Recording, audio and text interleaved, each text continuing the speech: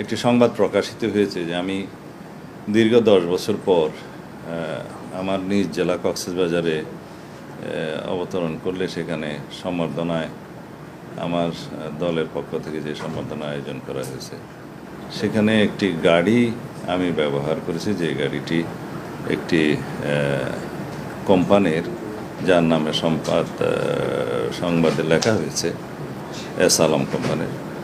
তো এই বিষয়ে আমাকে জানতে চেয়েছিল নিউজ করার আগে প্রথম আলোরই চট্টগ্রাম ব্যুরোর সাংবাদিক।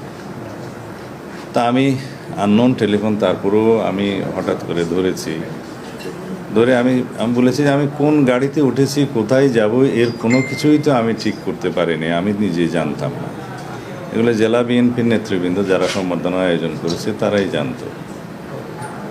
এখন দীর্ঘ 10 বছর পর আমার নিজ জেলায় যাওয়ার সুযোগ হয়।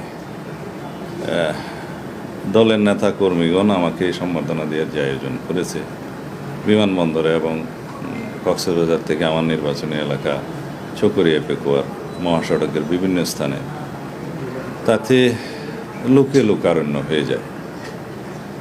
কক্সবাজার বিমানবন্দরের যে বিমানবন্দর সড়ক, এখানে কোনো রকমের কোনো গাড়ি ঘোড়া ঢোকার কোনো সুযোগ তখন ছিল না, এত বেশি লোকের সমাগম।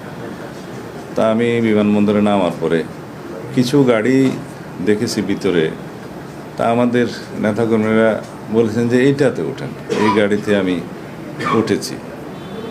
তা এখন সেই গাড়িটি কার, সেই মুহূর্তে আমি তো ওই চিন্তা ভাবনার মধ্যে ছিলাম না, আমি তখন অনেকটা আবেগাপ্লুত ছিলাম। আমার দেশবাসীর ভালোবাসায় সিক্ত হচ্ছিলাম এবং মনের মধ্যে মা বাবার কবর জিয়ারতের বাসনায় মগ্ন ছিলাম।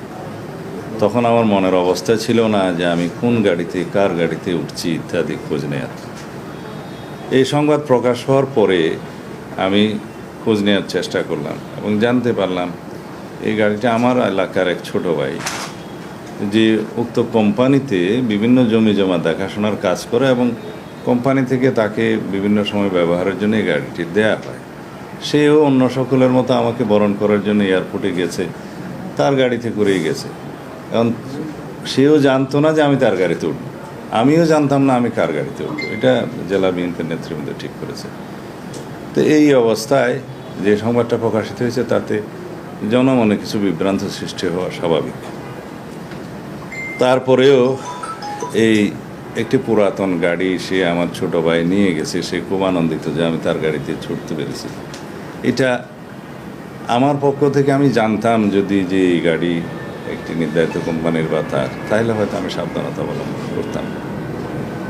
তারপরেও আমার এই অসাবধানতা এবং অনিচ্ছাকৃত ভুলের জন্য যদি আমি দেশবাসীর মনে কষ্ট দিয়ে থাকি এবং অনুভূতিতে আঘাত দিয়ে থাকি, সেজন্য আমি দুঃখ প্রকাশ করছি।